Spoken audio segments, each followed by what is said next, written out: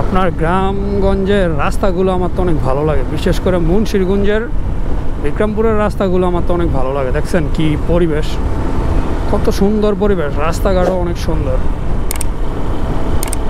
রাস্তা দেখছেন কত সুন্দর, মুন্সিরগঞ্জের রাস্তাগুলো অনেক সুন্দর।